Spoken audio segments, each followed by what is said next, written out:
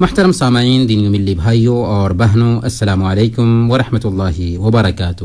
Radio قید کے ہفتہ وار دینی پروگرام باتیں جن سے زندگی سنورتی ہے میں آپ سب کا استقبال ہے۔ نئے سال کا تیسرا پیغام یہ ہے کہ ہم اللہ کے نبی صلی اللہ علیہ وسلم کی ہجرت کو یاد کریں، صحابہ کی قربانیوں کو جانیں اور اسلام کے راستے میں انہوں نے جو فداکاری کا ثبوت دیا تھا اس پر غور کریں۔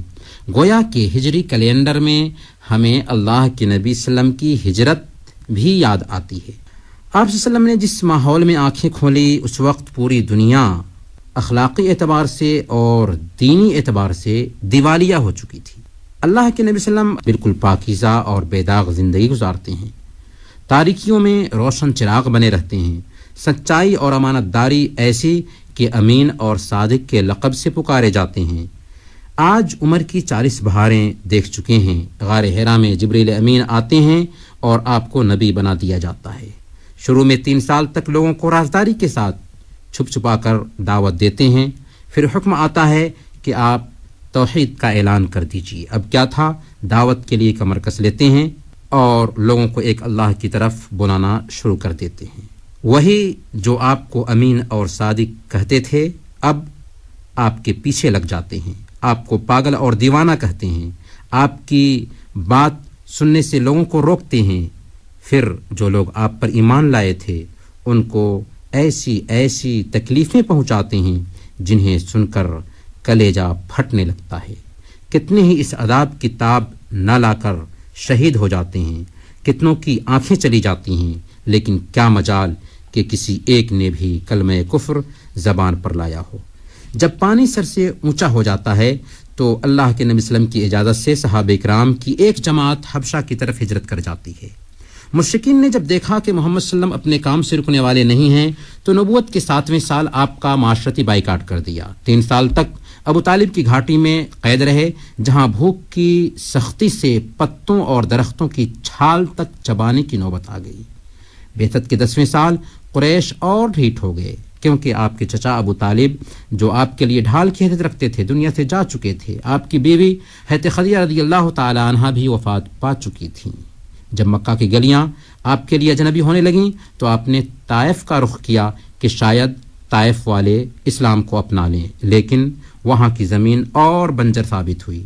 وہاں کے لوگوں نے آپ کے ساتھ بدسلوکی ہی نہیں کی بلکہ اپنے اوباشوں کو، لفنگوں کو آپ کے پیچھے لگا دیا، جنہوں نے پتھر سے مار مار کر آپ کو لہو لہان کر دیا۔ وہاں بھی ان کے لیے دعا کے کلمات ہی کہے۔ مخالفتوں کے اسی طوفان میں نبوت کے 11 سال گزر جاتے ہیں۔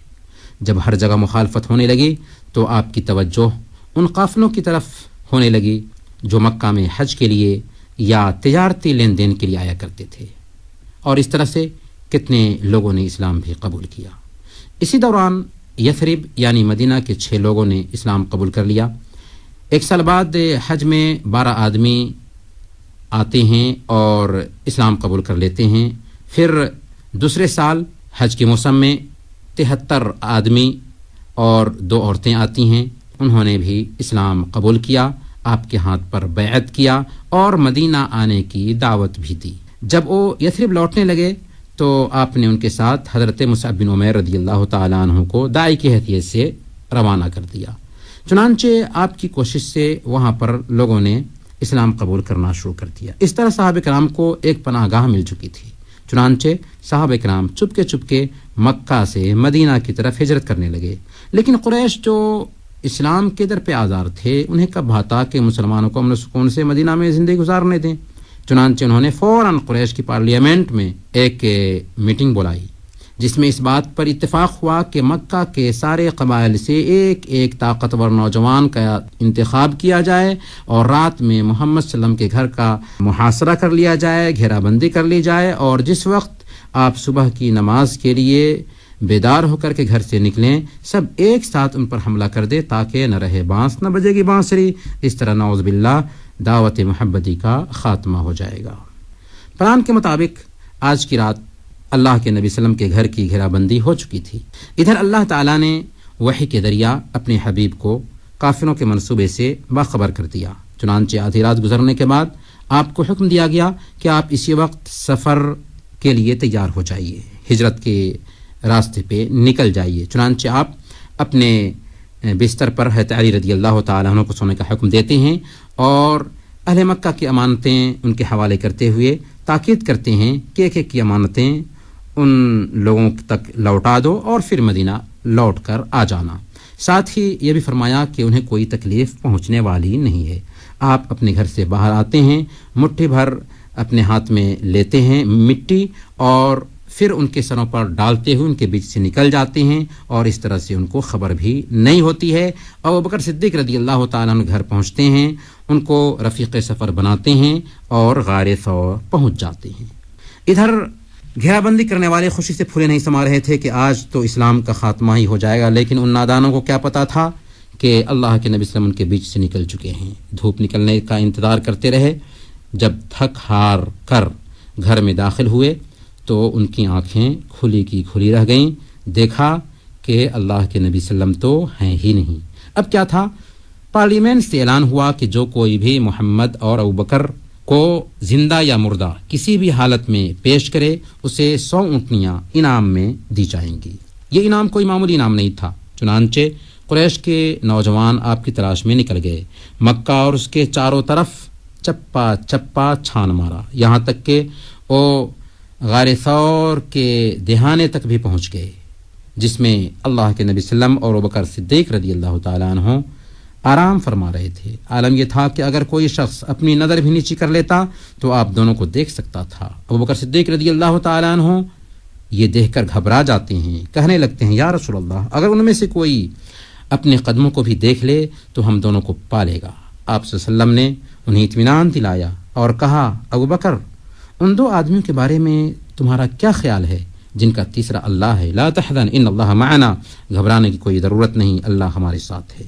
اللہ کے نبی صلی اللہ علیہ وسلم اور ابوبکر صدیق رضی اللہ تعالیٰ عنہ 3 دن تک غار میں چھپے رہتے ہیں۔ 3 دن کے بعد عبداللہ بن اریقط دونوں اونٹنیاں لے کر کے غار کے دہانے پر پہنچ جاتا ہے۔ اس طرح سے یہ چھوٹا سا قافلہ پوری تیاری کے ساتھ، منظم پلاننگ کے ساتھ مدینہ کی طرف روانہ ہوتا ہے۔ سفر کے 3 دن گزر چکے تھے۔ تیسرے دن سراقہ بن مالک نے اللہ کے نبی صلی اللہ علیہ وسلم اور ابوبکر صدیق رضی اللہ تعالیٰ عنہ کو دور سے دیکھا، انعام کی لالچ میں آپ سے قریب ہونا چاہا تو کئی بار اس کی اونٹنی کا پیر زمین میں دھنس گیا۔ بالآخر اس نے اللہ کے نبی صلی اللہ علیہ وسلم سے امن کا پروانہ حاصل کر لیا۔ اس طرح اللہ کے رسول صلی اللہ علیہ وسلم چند دنوں گزرتے ہی قبا پہنچ جاتے ہیں، جہاں کچھ دنوں قیام فرماتے ہیں، اور اسی قیام کی مدت میں آپ قبا میں مسجد قبا کی تعمیر فرماتے ہیں۔ یہ پہلی مسجد تھی جو اسلام میں بنائی گئی۔ آج بھی یہ مسجد قبا کے نام سے مشہور ہے۔ ادھر مدینہ میں یہ خبر پہنچ چکی تھی کہ اللہ کے نبی صلی اللہ علیہ وسلم قبا پہنچ چکے ہیں اور جلد ہی مدینہ تشریف لانے والے ہیں۔ مدینہ کے مسلمان ہر دن آپ کے استقبال کے لیے مدینہ سے باہر آتے اور دھوپ کے تیز ہونے تک انتظار کرتے تھے، یہاں تک کہ وہ دن بھی آ گیا جس دن کا شدت سے انتظار تھا، اور نبی اکرم صلی اللہ علیہ وسلم یثرب پہنچ چکے تھے۔ آج کے دن سے یثرب مدینہ بن گیا۔ سارا مدینہ خوشی سے جھوم رہا تھا۔